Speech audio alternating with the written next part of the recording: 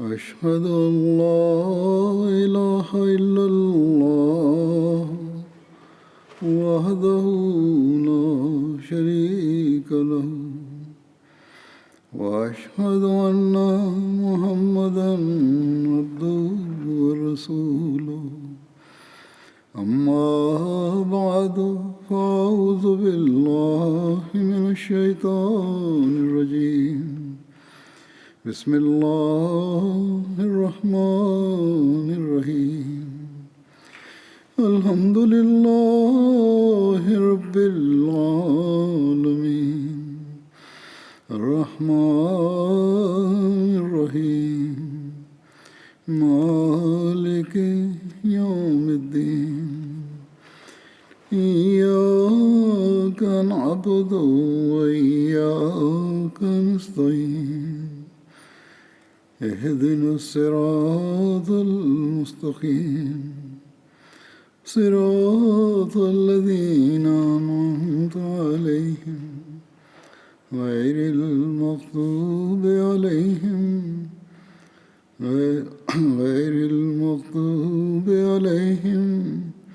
ولا الضالين.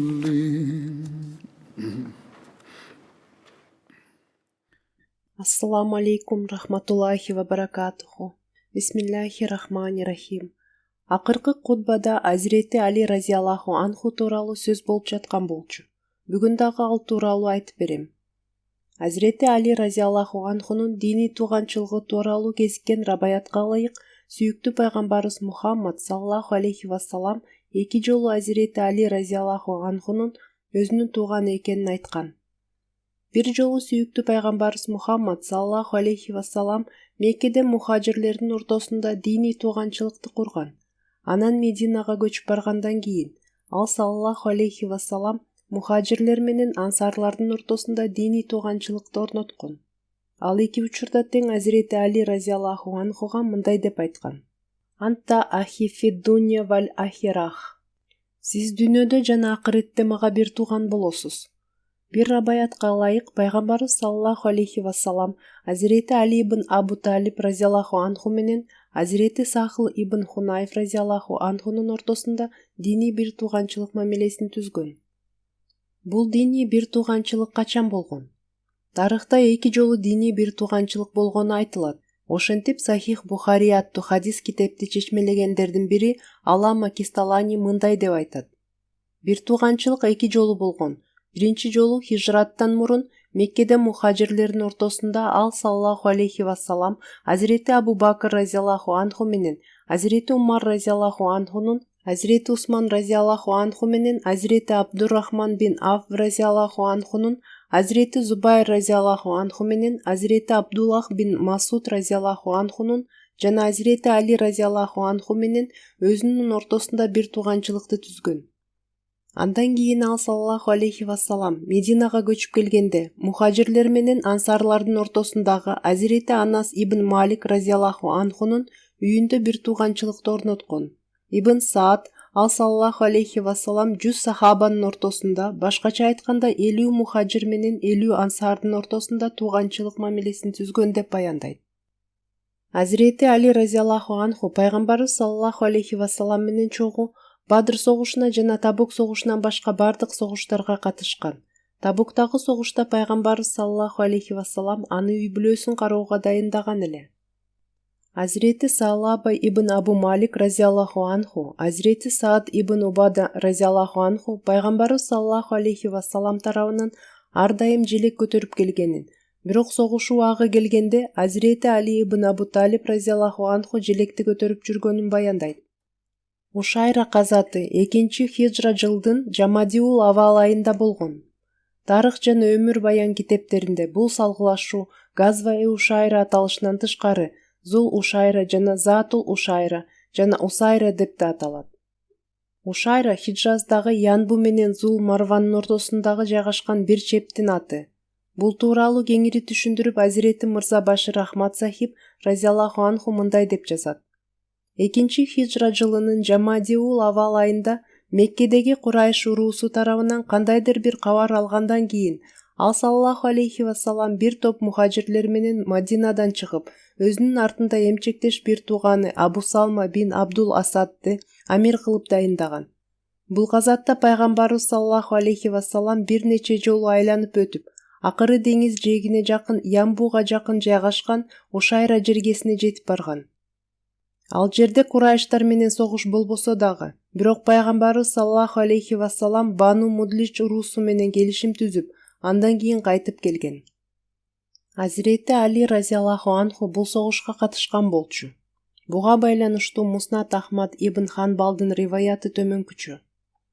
Азирети Амар ибн Ясир разияллаху анху мен Затул Ушайра согушунда Азирети Али разияллаху анху менен бирге сапарда элем. Пайгамбарыбыз саллаллаху алейхи вассалам бул жерге келип, ошол жерде отурушканда биз Бану Мудлич адамдарынын курма бактарындагы булактарынын биринде иштеп жаткандыгын көрдүк. Азирети Али разияллаху анху мага: "Эй Абу Яктан, сиздин оюңуз кандай? Ошол адамдарга барып алардын эмне кылып жаткандыгын көрүшүбүз керекпи?" деп сураган. Ошентип биз алардын жанына барып, алардын ишин бир аз көргөндөн кийин бизге уйку келе баштаган. Ошондо Азирети Али экөөбүз курма пальмаларынын арасында жерге жатып уктап калдык. Аллахка ант болсун, биздин пайгамбарыбыз саллаллаху алейхи вассаламдан башка эч ким ойготкон жок. Биз жерде жаткандыгыбыз үчүн чаң болуп жатканбыз. Ошондо ал саллаллаху алейхи вассалам бизди буту менен ойготкон. Ошол күнү пайгамбарыбыз саллаллаху алейхи вассалам Азирети Али разияллаху анхунун денесиндеги чаңды көрүп: "Эй Абу Тураб" деп айткан. Андан кийин ал саллаллаху алейхи вассалам: "Мен сизге эң бактысыз эки адам жөнүндө айтайынбы" деген. Өткөн жума кутбасында Али разияллаху анхунун мечитте уктап жатып, анда дагы анын кийимдери топурак болуп калгандыктан "Эй Абу Тураб" деп айтылгандыгы тууралуу сөз болгон болчу. Ошондон кийин анын лакап аты Абу Тураб болуп калган. Ошол мезгилден баштап ал саллаллаху алейхи вассалам ушул атты койгон болушу керек же кийинчерээк болушу мүмкүн же экөө тең колдонулса керек. Менин оюмча бул окуя ушул окуядан мурунураак болсо керек. Эмне болгон болсо да, мен силерге эң бактысыз эки адам жөнүндө айтып бербейинби деп айткан. Биз "Ооба, эй Аллахтын элчиси саллаллаху алейхи вассалам" деп айттык.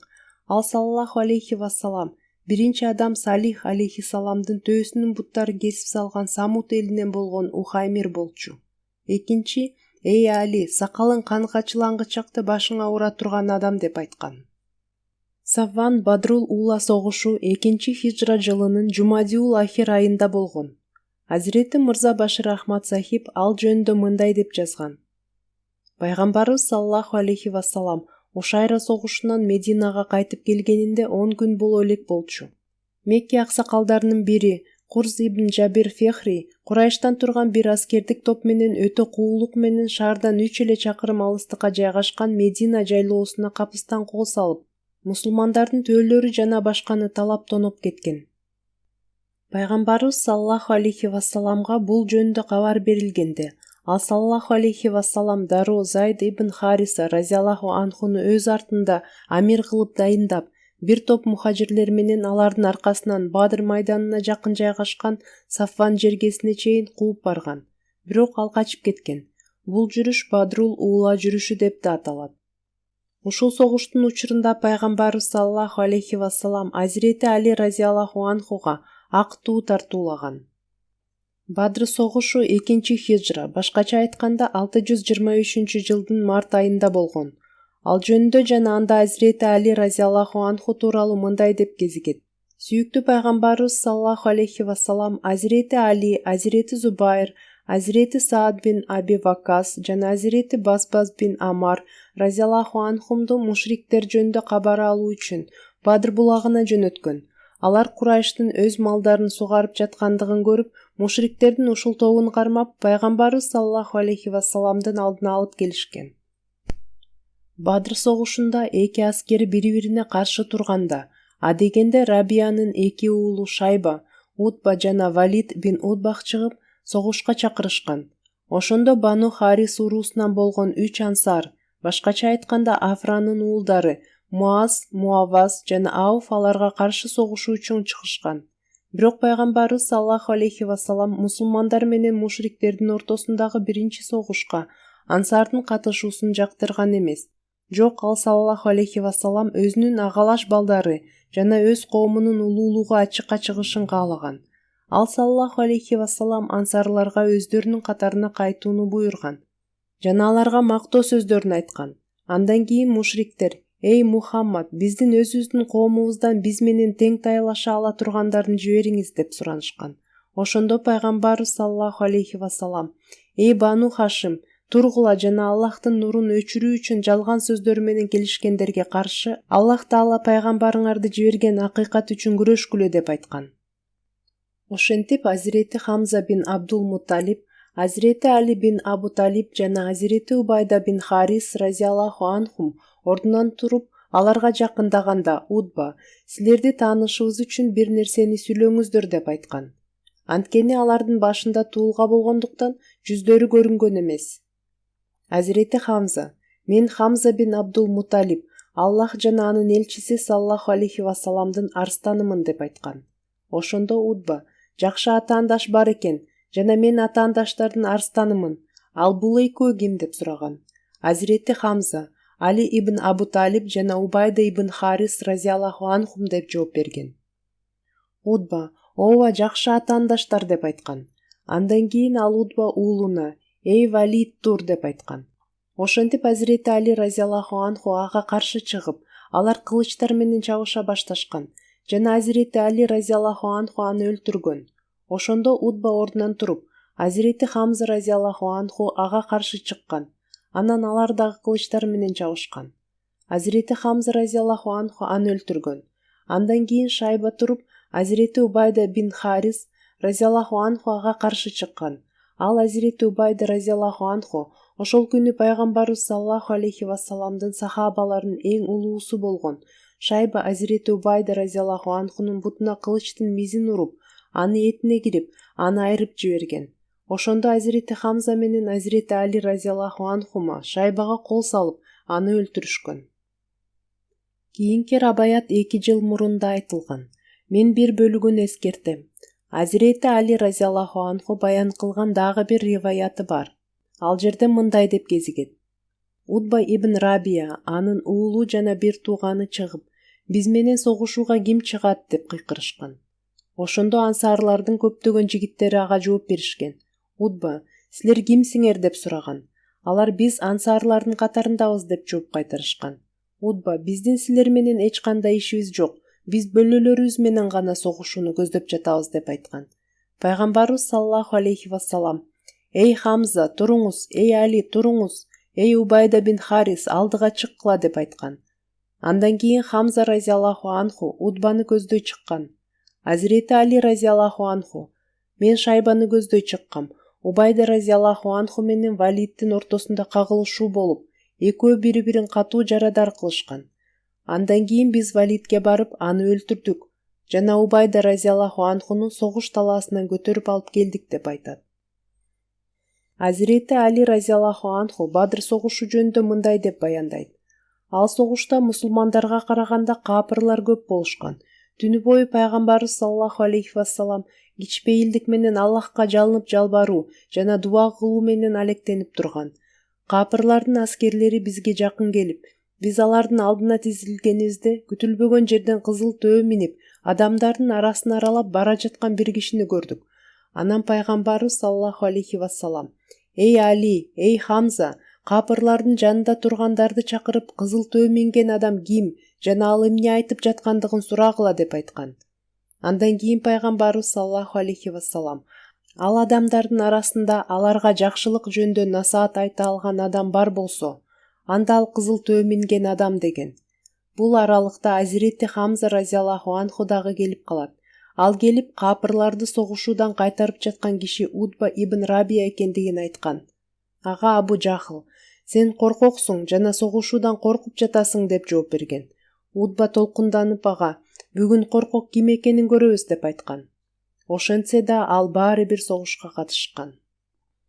Азирети Али разияллаху анхудан төмөнкүдөй риваят кылынат. Пайгамбарыбыз саллаллаху алейхи вассалам Бадыр согушунда мен жана Абу Бакр разияллаху анху жөнүндө: «Бириңердин оң жагыңарда Жабраил, экинчиңердин оң жагыңарда Микаил турат жана Азирети Исраил согуш учурунда келип, катарда тура турган улуу периште» деп айткан. Азирети Мырза Башир Ахмад Сахиб разияллаху анху Бадр казаты тууралуу сөз кылып мындай деп жазат: Азирети Али разияллаху анху согушуп жатканымда мен пайгамбарыбыз саллаллаху алейхи вассалам жөнүндө ойлончумун жана анын чатырына карай чуркачумун. Бирок качан гана барбасам аны саждага жыгылып, жалбарып жалынгандыгын көрдүм.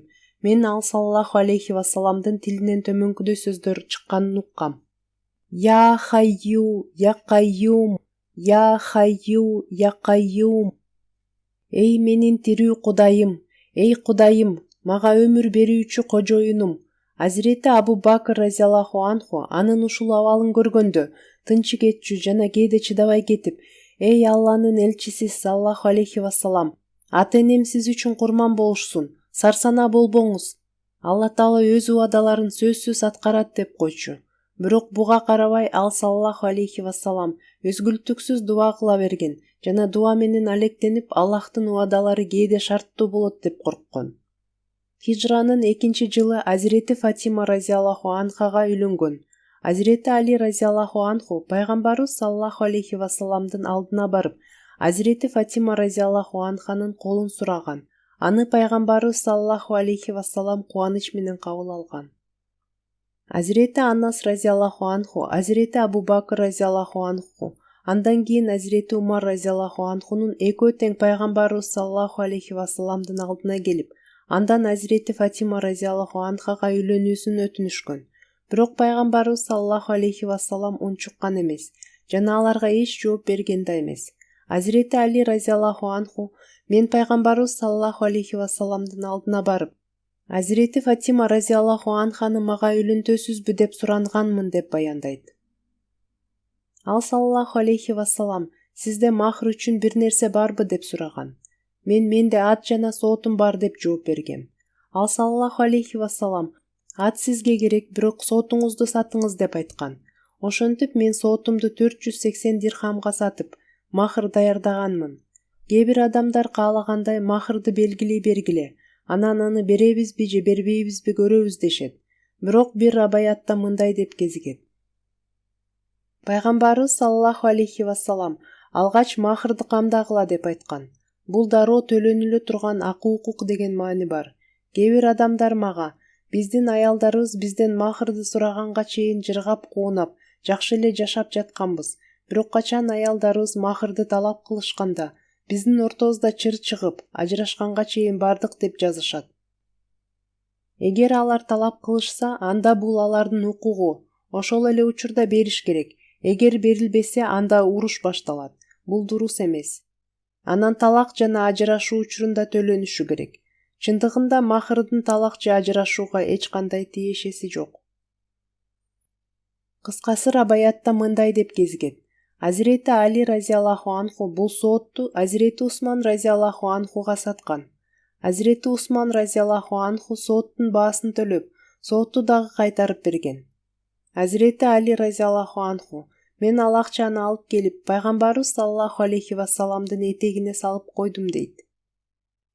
Ал саллаллаху алейхи вассалам анын бир учун Билал разияллаху анхуга берип, буга атыр сатып алып келиңиз деп айткан. Жана кээ бир адамдарга Азирети Фатима разияллаху анханын себин даярдоону буйрган. Ошентип Азирети Фатима разияллаху анха үчүн төшөк, курма кабыгына толгон булгаары жаздык жасалган. Мына ошолордун баары даярдалды. Дагы бир рабаятка ылайык Азирети Али разияллаху анху менен мындай мамилени түзүп жатып, ал саллаллаху алейхи вассалам Раббим мага ушундай кылууну буйрган деп айткан.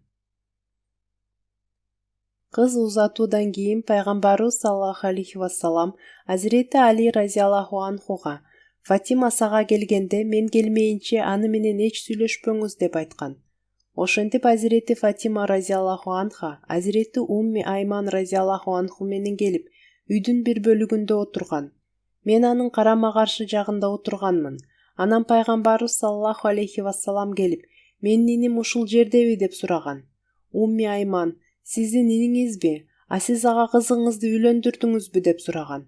Ал саллаллаху алейхи вассалам ооба деп жооп берген. Анткени мындай мамиледе нике болушу мүмкүн.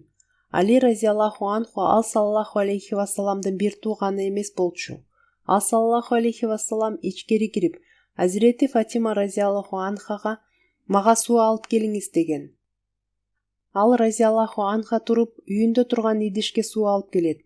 Ал саллаллаху алейхи вассалам аны біраз уыртап, андан кейін Азирети Фатима разияллаху анхаға «Жақын кел» деген. Ал аға келіп, ал саллаллаху алейхи вассалам аға жананың башына біраз су чачып мындай деп дуа қылған. Аллахума ини уизуха бика ва зуриятаха минаш шайтани раджим. Эй Аллах, аны жананың балдарын қарғышқа қалған шайтандан сенің пааныңа тапшырам.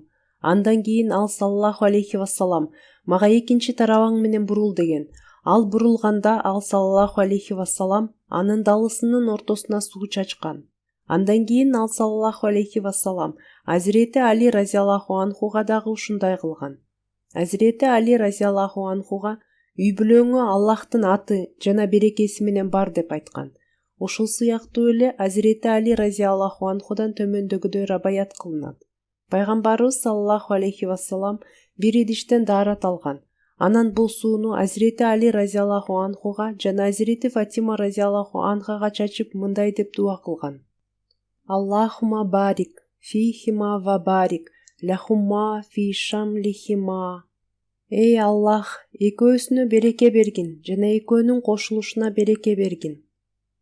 Азирети Айша разияллаху анха жана Азирети Умми Салма разияллаху анха пайгамбарыбыз саллаллаху алейхи вассалам Фатиманы даярдап, Азирети Али разияллаху анхуга жеткирүүнү бизге буйруган дешет. Ошентип үйгө көңүл бурганбыз. Биз аны Батхаанын айланасындагы жумшак топурак менен жаап койдук. Андан кийин 2 жаздыкты курма буласы менен толтуруп, аны өз колдорубуз менен тытып даярдадык. Андан кийин жегенге курма менен мейизди, ичкенге таза сууну жана бир жыгач алып, ага кийим жана суу куржунун илип коюу үчүн аны бөлмөдө бир жагына койдук. Башкача айтканда кийимдер жана куржундарды илип коюу үчүн жыгач орнотушкан. Азирети Фатима разияллаху анханын нике тоюнан өткөн той көргөн эмеспиз. Нике той тамагы курма, арпа, сыр жана хайс болгон. Хайс бул курма, сары май менен сыр жана башкалар аралашып жасала турган тамак.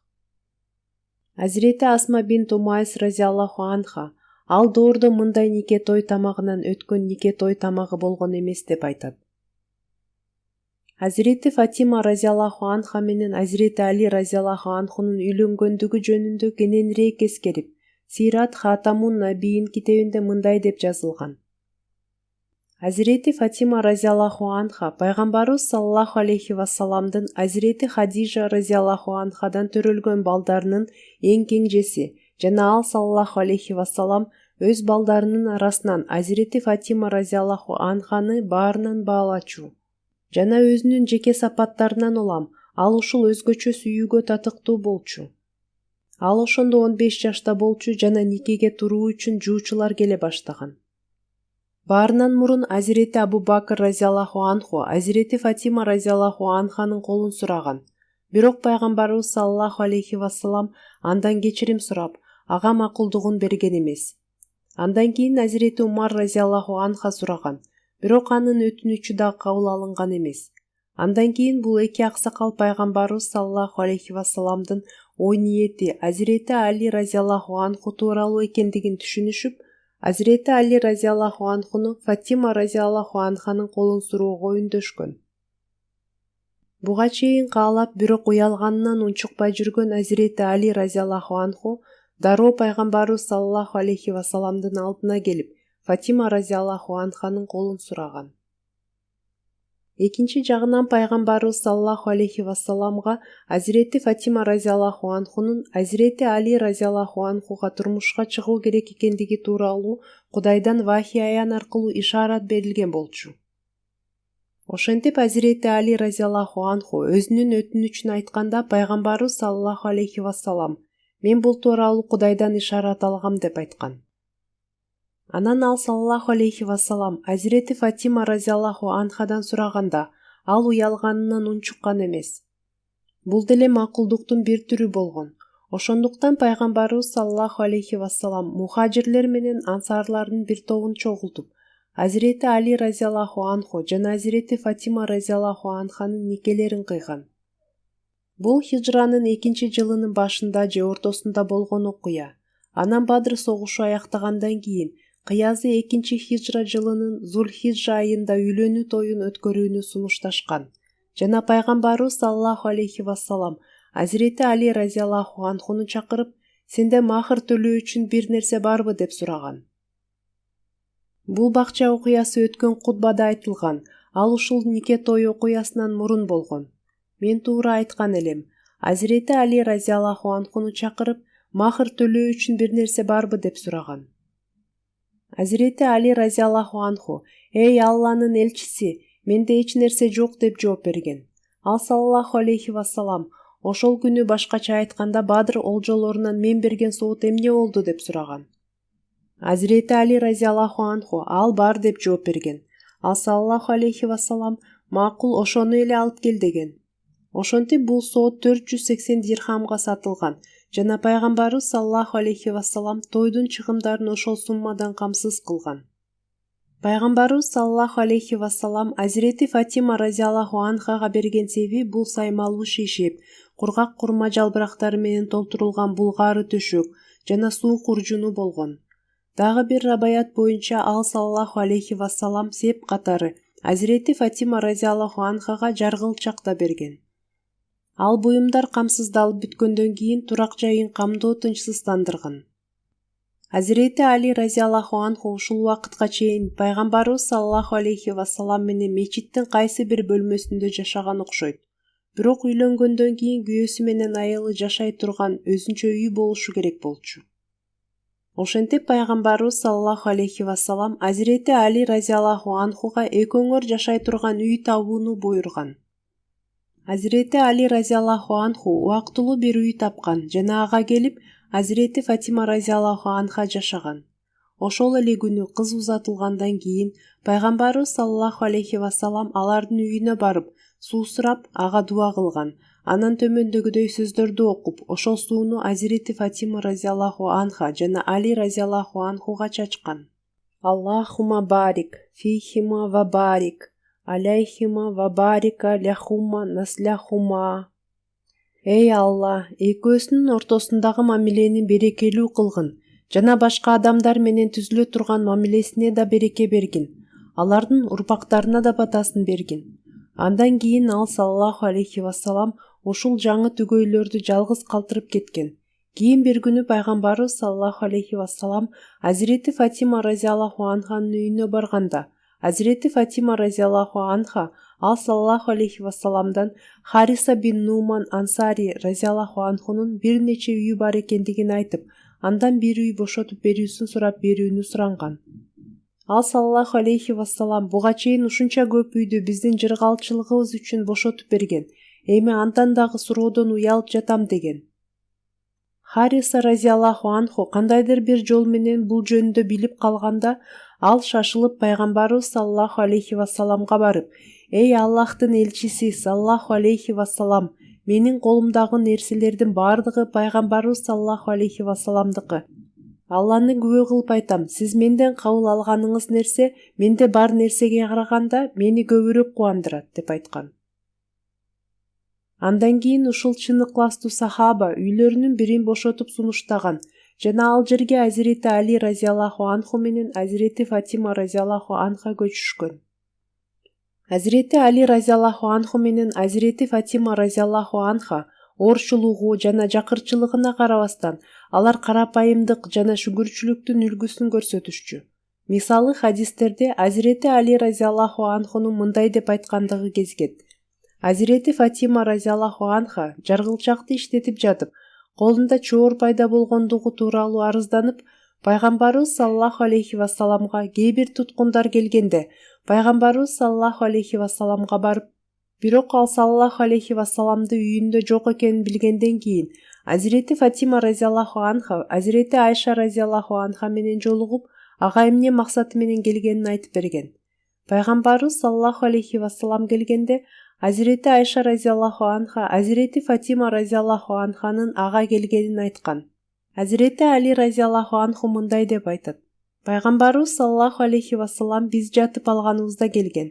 Биз ордубуздан тура баштаганыбызда ал саллаллаху алейхи вассалам: турбай эле койгула деп айткан. Анан ал саллаллаху алейхи вассалам экөөбүздүн ортобузда отурган. Атүгүл мен анын буттарынын муздактыгын өз көкүрөгүм менен сезгем. Ал: экөөңөргө силер менден сураганыңардан да жакшы нерсе айтайынбы деген. Биз болсо: ооба, сөзсүз айтып бериңиз дегенбиз. Анан ал саллаллаху алейхи вассалам: силер жатаарыңарда 34 жолу Аллаху акбар, 33 жолу Субханаллах жана 33 жолу Альхамдулиллах деп айткыла. Бул нерсе кызматчыга караганда экөөңөргө тең жакшыраак деп айткан. Азирети Абу Хурайра разияллаху анхудан төмөнкүдөй рабаят кылынат. Азирети Фатима разияллаху анха пайгамбарыбыз саллаллаху алейхи вассаламдын алдына келип, ал саллаллаху алейхи вассаламдан кызматчы сурап, жумуш оор экенине нааразы болуп барганда, ал саллаллаху алейхи вассалам: менден мындай кызматчы ала албайсыңар деп айткан. Бирок Азирети Али разияллаху анху дагы олжого ээ болууга укуктуу болгонуна карабай, ал саллаллаху алейхи вассалам берген эмес. Ал саллаллаху алейхи вассалам: мен силерге кызматчыдан да артык нерсени айтпаймынбы? Жатаарда 33 жолу Субханаллах, 33 жолу Альхамдулиллах жана 34 жолу Аллах акбар деп айткыла деген. Бул Сахих Муслим китебинен алынган хадис. Уада кылынган реформатор разияллаху анху Бухари китебинин негизинде пайгамбарыбыз саллаллаху алейхи вассаламдын өмүр баянын баяндап, мындай деп жазат. Хадисте кезиккендей Азирети Фатима разияллаху анха жаргылчакты иштеткенде анын колу ооруп аткандыгы тууралуу арызданган. Ошол убакта пайгамбарыбыз саллаллаху алейхи вассаламга бир нече кулдар келишкен. Ал разияллаху анха пайгамбарыбыз саллаллаху алейхи вассаламга барып, аны үйүнөн таппай калгандыктан Азирети Айша разияллаху анхага кайсы максаты менен келгенин билдирип, үйүнө кайтып келген. Пайгамбарыбыз саллаллаху алейхи вассалам үйгө келгенде Азирети Айша разияллаху анха Азирети Фатима разияллаху анханын келгенин пайгамбарыбыз саллаллаху алейхи вассаламга билдирген. Муну билип пайгамбарыбыз саллаллаху алейхи вассалам биз жатып алганыбызда келген. Мен ал саллаллаху алейхи вассаламды көрүп турмакчы болдум. Бирок ал саллаллаху алейхи вассалам турбай эле койгула деп айткан. Анан ал саллаллаху алейхи вассалам экөөбүздүн ортобузда отурган. Атүгүл мен анын буттарынын муздактыгын көкүрөгүм менен сездим. Ал саллаллаху алейхи вассалам отургандан кийин: экөөңөргө силер менден сураганыңардан да жакшыраак нерсе айтпаймынбы? Ал мындай: экөөңөр тең жатканыңарда 34 жолу Аллаху акбар, 33 жолу Субханаллах жана 33 жолу Альхамдулиллах деп айткыла. Бул силер үчүн кызматчыдан көрө жакшыраак деп айткан. Убада кылынган реформатор разияллаху анху мындай дейт. Бул окуя пайгамбарыбыз саллаллаху алейхи вассаламдын мал-мүлктөрү бөлүштүрүүдө ушунчалык кылдаттык мамиле кылгандыгын көрсөтөт. Азирети Фатима разияллаху анхага бир кызматчы керек болгонуна жана жаргылчакты иштетүү анын колуна зыян келтирерине карабастан, пайгамбарыбыз саллаллаху алейхи вассалам аларга кызматчы берген эмес. Тескерисинче аларды зикир чалууга үндөп, Алла Таалага кайрылуу керектигин айткан.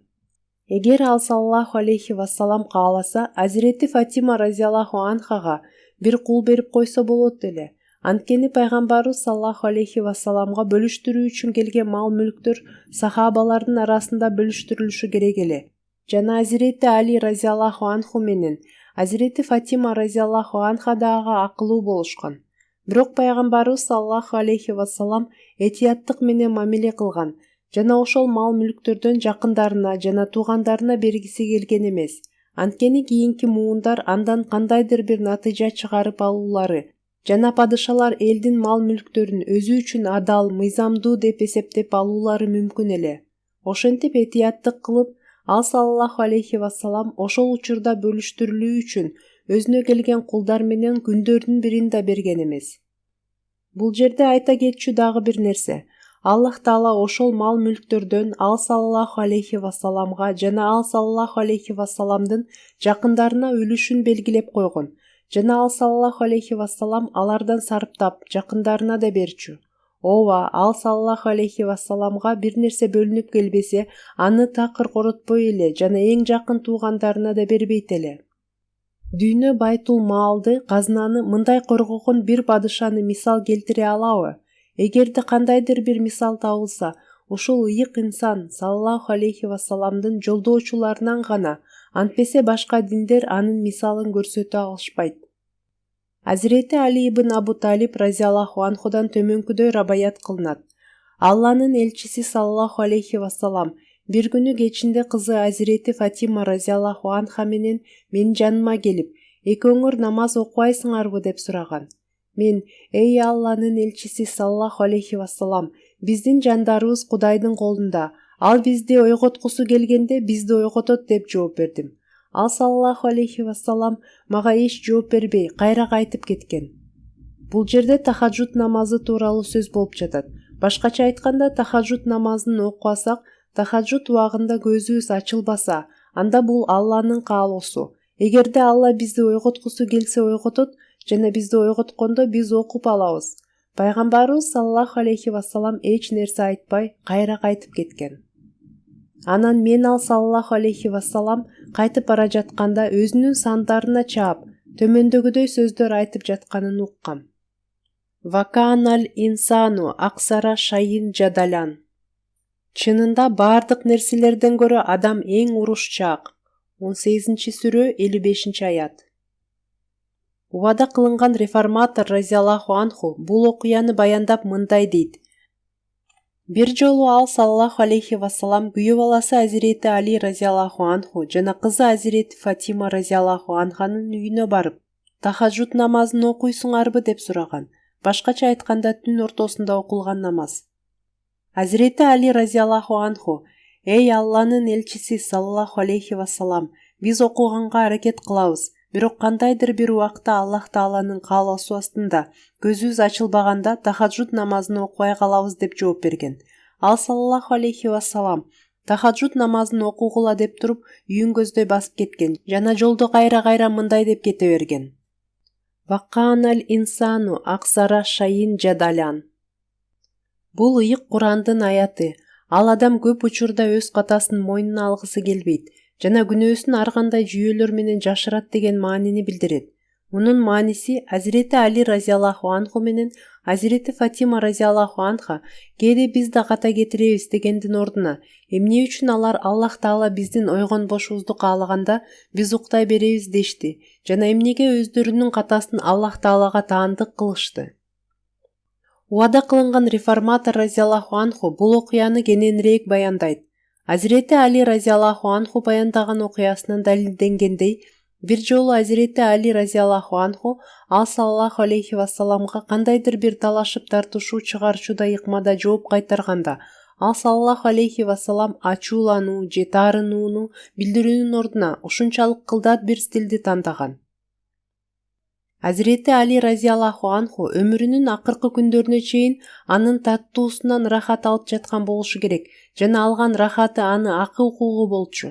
Азыр деле пайгамбарыбыз саллаллаху алейхи вассаламдын ал жоопту жактырбагандыгын билдиргенин билген ар бир кылдат адам ал окуяга айраң таң калат.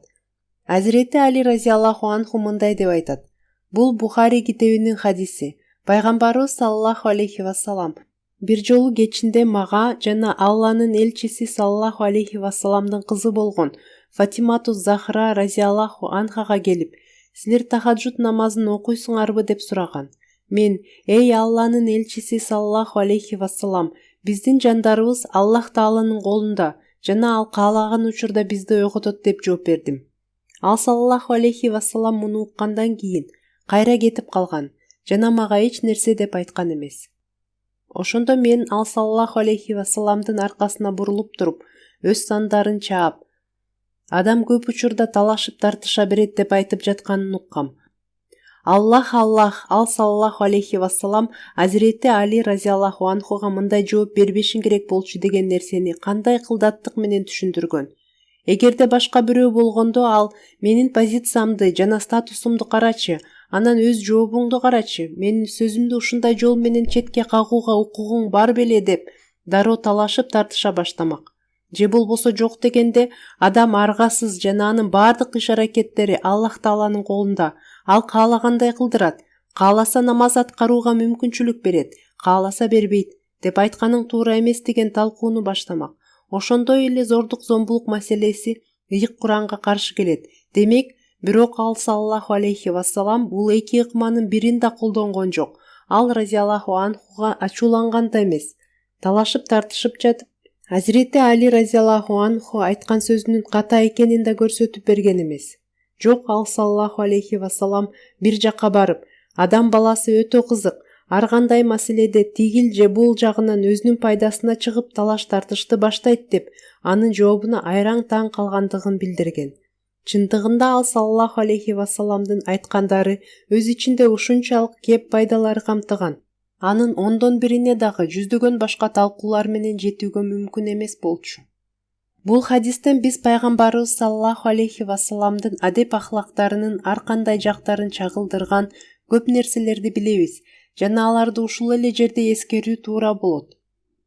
Азирети Убада кылынган реформатор разияллаху анху мындай дейт: биринчиден, жакындарына түн ичинде кам көргөндүгү бул такыбалыкка канчалык маани бергендигин көрсөтөт. Өздөрү да жакшы болуп, адамдарга жакшылыкты үйрөтө турган адамдар көп, бирок алардын үйү начар абалда болот жана аларда үй бүлө мүчөлөрүн реформалап оңдой ала турган зат жок болот. Чырактын астында караңгы деген белгилүү лакап мисал ошолорго эле таандык. Башкача айтканда, чырак айланасындагы бардык нерселерди жарык кылып тургандай, бирок анын астында караңгылык болгондой эле. Бул адамдар да башкаларга насаат айтып жүрүшөт, бирок биздин үй бүлөбүз ушул жарыгыбыздан кандай пайда алышат деп өз үйлөрүнө кам көрүшпөйт. Бирок пайгамбарыбыз саллаллаху алейхи вассалам дүйнөнү жарык кылгысы келген нуру менен өзүнүн жакындары дагы жарык болушу керек деп ойлогон жана аны күрөөгө коюп, аларды тарбиялап турган. Жакын туугандарды тарбиялоо ушунчалык жогорку деңгээлдеги касиет. Эгерде ошол саллаллаху алейхи вассалам да болбогондо, ал саллаллаху алейхи вассаламдын адеп ахлактарында кандайдыр бир баалуу нерсе жетишпей калмак. Экинчиден, белгилүү болгондой, ал саллаллаху алейхи вассалам дүйнөгө сунуш кылган таалимдерге өзү да бекем ишенген жана ал саллаллаху алейхи вассалам бир көз ирмемче да ага күмөн санаган эмес. Мисалы, кээ бир адамдар Кудай сактасын, ал дүйнөнү акмак деп, өз өкмөтүн орнотуу үчүн ушул иштердин баарын жаратып алган, ага эч кандай вахий аян келген эмес деген сын пикирди билдиришет. Андай эмес. Ал саллаллаху алейхи вассалам өзүнүн элчи жана Алланын пайгамбары экенине ушунчалык бекем ишенген. Дүйнөдө анын мисалын табуу кыйын. Себеби адамдарга ойдон чыгарылган нерселерди колдонуу менен өз чындыгын далилдеп көрсөтүшү мүмкүн. Бирок түнкүсүн бир адам кызы менен күйөө баласына барып, алардан Алла Таала парыз кылбаган, жок момун мусулмандардын жеке абалына калтырып койгон жана түн жарымында ойгонуп, кылына турган ибадатты жасап жатасыңарбы деп сурашын элестетүү кыйын. Ушул учурда анын барышы жана кызы менен күйөө баласын тахаджуд намазын окууга үндөгөнү ал саллаллаху алейхи вассалам адамдарга үйрөтүүнү каалаган, окууга болгон бекем ишенимин билдирет.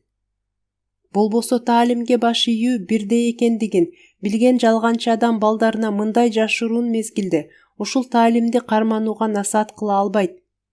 Башкача айтканда, таалимди аткаруу бирөө экенине шек күмөн жок, бирок ал жашыруун убакытта насаат бере албайт. Бул адам чын жүрөктөн ушул таалимди аткарбай, кемчиликсиздикке жетпейт деген ишеним болгондо гана болот. Башкача айтканда, таалимди ээрчүү же ээрчүбөө бирдей, бирок насаат берүү, кечинде жашыруун убакытта насаат кылуу, адам ушул таалимди аткарбай өз динин же ошол таалимдин эң улуу мартабаларына жете албайт деген ишеним болгондо гана болот. Үчүнчү нерсе, аны далилдөө үчүн мен бул окуяны айтып бергенмин. Пайгамбарыбыз саллаллаху алейхи вассалам ар бир нерсени түшүндүрүүдө сабырдуулук менен мамиле кылып, урушуунун ордуна сүйүү жана мээримдүүлүк менен бирөөнүн катасын көрсөтүп берчү. Демек, ушул учурда Азирети Али разияллаху анху ал саллаллаху алейхи вассаламдын суроосун биз уктап жатканыбызда уктап жаткан адам өзүн өзү башкара албагандыктан ойгонууга кандай ыктыярыбыз бар? Ал уктап жатканда менин бир нерсе жасаар убактым келгенин кайдан билет? Эгерде Аллах Таала көзүбүздү ачса, анда намаз окуй алабыз. Антпесе биз аркасыз болобуз деп жокко чыгаргысы келгенде, анткени ошол маалда эч кандай коңгуроо сааттары жок болчу.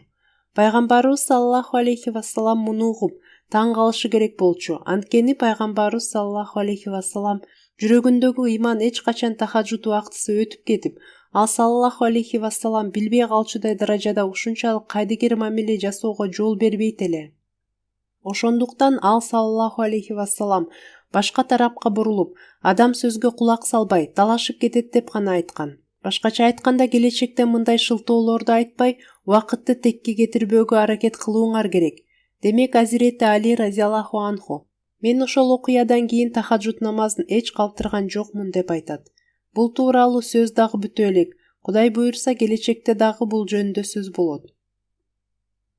Бүгүнкү күндө Пакистанда кырдаал курчуп баратат. Айрым мамлекеттик кызматкерлер молдолорду ээрчип, аны менен тил табышып, мүмкүн болушунча бизге зыян келтирүүгө аракет кылышууда. Ошондуктан өзгөчө дуа кылгыла жана Раббахтагы Ахмадилерди дагы, Пакистандын башка шаарларында жашаган Ахмадилерди дагы Аллах Таала аларды бардык жерде коргоп, алардын жамандыктарынан сактасын. Ошондой эле өтө коркунучтуу пландарынан жана кутумдарынан да сактасын, жана эми аларды катуу жазаласын. Мен жума намазынан кийин кээ бир гайып жаназаларды да окутам. Алар жөнүндө кыскача айтып өтөйүн. Биринчи сөз Канаданын тургуну, урматтуу командир Чаудхри Мухаммад Аслам жөнүндө. Ал 2020 жылдын 2 ноябрында каза болгон. Инна лиллахи ва инна илайхи раджиун. Командир мырза 1929 жылы Гуджранвала шаарында туулган. Ал Гуджранваладан орто мектепти бүтүрүп, 1-орунду ээлеген. Андан кийин Таалимул Ислам колледжинин жана FSC колледжинин 2-курсун бүткөн. Ал Лахордогу мамлекеттик колледжинин BSc дипломун алган. Ал Пенджаб университетинде доктор Абдус-Салам мырзанын көзөмөлдүгү астында физика боюнча магистратурасын бүтүргөн. Ал 1948 жылы Фуркан күчүнө кошулуп, Азат Кашмирге жөнөтүлгөн. Ага Муджахид-e-Кашмир сертификаты жана Кашмирдин эгемендүүлүк медалы тапшырылган. Ал 1955 жылы Пакистандын аскер-деңиз флотуна кызматка кирип, ал жерде Пакистандын аскер-деңиз академиясында окуу иштери боюнча директор, Кохат шаарында кызмат аралык тандоо кеңешинин президентинин орун басары, Исламабадтагы деңиз штаб-квартирасында деңиз билим берүү кызматтарынын орун басары жана башка кызматтарда иштеген.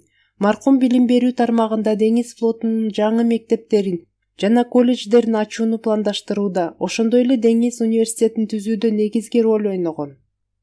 Пакистан деңиз флотунан пенсияга кеткенден кийин ал Канадага барып, Торонтодогу миссиянын үйүндө 1 жыл өз жашоосун убактылуу дин иштерине арнаган. Андан кийин 1993 жылы пенсияга чыккандан кийин вакф үчүн арыз берген. Аны Азирети Халифатул Масих 4 кабыл алган. Ал жамаатка кылган кызматтары 28 жылды камтыйт.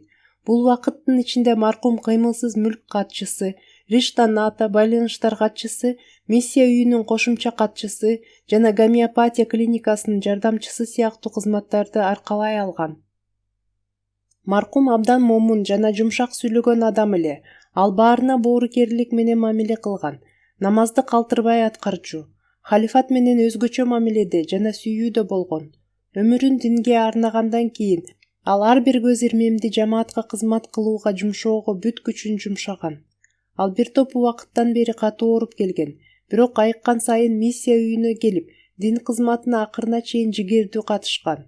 Анын артында анын аялы жана 3 уулу калды. Алла Таала маркумга ыраазы болсун жана аны кечирсин. Ошондой эле ал кылган жакшы иштерин балдарына да улантсын. Анын келини Нусрат Жахан айым анын абдан боорукер, мээримдүү жана такуа инсан болгонун айтат. Вакфты абдан ишенимдүүлүк менен аткарган. Ал идеалдуу күйөө жана ата болгон. Өлгөнгө чейин ал балдарына жамаат жана Кудай менен тыгыз байланышта болуу жана намазды калтырбай үзгүлтүксүз аткаруу абдан маанилүү деп насаат айтып жүрдү. Жана өзү да өмүр бою тахаджуд намазын жана башка намаздарды такай окуп турду. Экинчи жаназа Насарат Улия кеңсесинде айдоочу болгон Камар Ахмад Шафик мырзанын жубайы Шахина Камар айымдыкы. Бул Шахина Камар айым жана анын уулу кымбаттуу Самар Ахмад Камар 2020 жылдын 12 ноябрында күндүзгү саат 1:15 өткөндө жол кырсыгынан каза болушкан. Инна лиллахи ва инна илайхи раджиун. Ал 38 жашта, кымбаттуу Самар Ахмад Камар 17 жашта болгон. Шахина Камар айымдын артында жолдошу, 2 кызы жана 1 уулу, ошондой эле 3 тууганы калды. Анын кызы Шахина Камар апам абдан жакшы аял болгон деп айтат. Мени ар дайым жакшылык кылууга үндөп жүрчү. Өзү да ар дайым жакшы иштерди биринчилерден болуп аткарчу. Мени менен ар бир кепти бөлүшчү. Ал менин абдан жакшы досум болчу. Ал мага болгон нерселердин бардыгын айтып берчү. Экинчиден машаллах ал жамааттын иштерине абдан берилген жана ар дайым кызмат кылууга даяр болгон деп дагы бир өзгөчөлүгүн айтат. Анын күйөөсү дагы билиминин төмөндүгүнө карабастан үйдү мыкты башкарганын, ошондой эле балдарга жогорку деңгээлде таалим-тарбия бергенин жазат. Андан кийин анын уулу кымбаттуу Самар Ахмад Камар ибн Камар Ахмад Шафик мырза эскерилет. Ал апасы менен кырсыкка учурап каза болгон. Ал Таалимул Ислам колледжинин 1-курсунун студенти болгон жана Алланын берешендиги менен жакшы окуган. Ошондой эле ал худамдар менен чогуу өз милдеттерин өтө ынактуулук жана берилүү менен аткарчу. Ал жамаат иштеринде абдан активдүү болгон. Заим мырза аны чакырганда ал дароо бардык иштерин таштап кетип калчу. Анын атасы кээде мен 3-4 күн жол жүргөнүмдө мага: "Ата, сарсанаа болбоңуз, мен үйдүн камын көрөм, сиз милдетиңизди жеңилдик менен аткара бериңиз" деп койчу. Чындыгында ошондой болгон деп жазат. Ал абдан жоопкерчиликтүү бала болчу. Самар Ахмад Камардын эжеси менин иним машаллах абдан жакшы инсан болгон. Ал ачууланбайт эле. Мен аны урушсам дагы ал таптакыр ачууланбайт эле жана таарынбайт эле. Ал балдар жана бир туугандары менен аябай жакшы мамиледе болчу деп айтат. Калган кичүү бир туугандары дагы ошондой жазышкан. Аллах Таала маркумду кечирип, ага мээримин төгүп, бүт үй бүлөсүнө, жаш балдарга да, ошол балдардын атасына да сабырдуулук жана кайрат берсин. Анын бир уулу каза болуп, аялы да каза болду. Кийинки жаназа Мухаммад Афзал Хоккар мырза шейиттин аялы урматтуу Саида Афзал Хоккар айымдыкы. Ал Ашраф Махмуд Хоккар мырза шейиттин энеси болгон. Анын күйөөсү дагы шейит болгон. Уулу да шейит болгон. 2020-жылдын 12-сентябрында Канадада каза болгон. Инна лиллахи ва инна илайхи раджиун. Анын күйөөсү жана уулу шейит болгондон кийин ал өтө оор кырдаалдарга туш болгон. Бирок ар кандай кыйынчылыктарга чыдамдуулук жана кайраттуулук көрсөткөн. Улуу кадыр барк менен жашаган. Эч качан арызданбайт эле. 3 кызды турмушка берүү милдетин аткарган.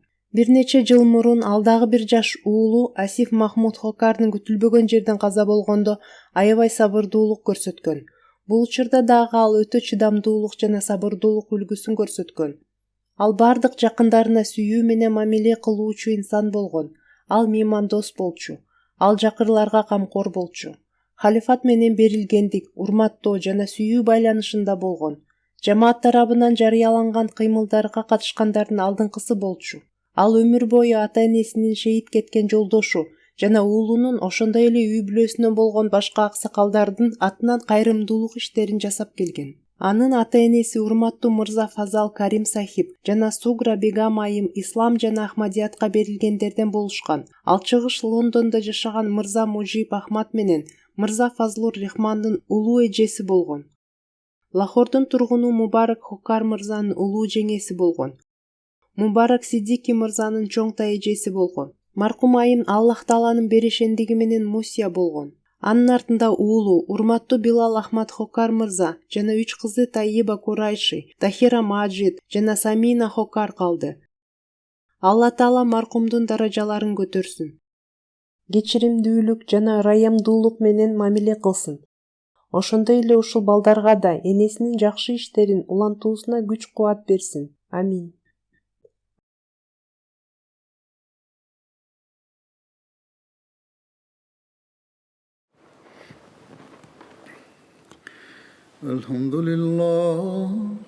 الحمد لله نحمده ونستعينه ونستغفره ونؤمن به ونتوكل عليه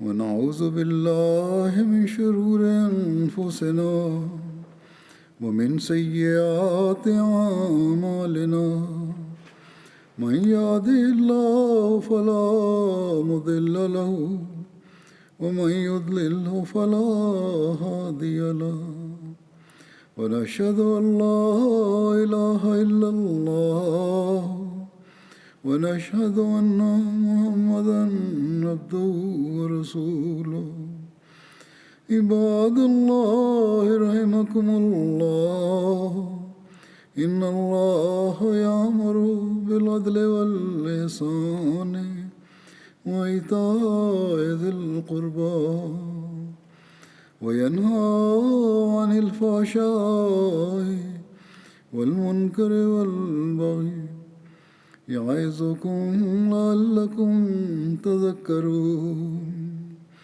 اذكروا الله يذكركم وادعوه يستجب لكم ولذكر الله أكبر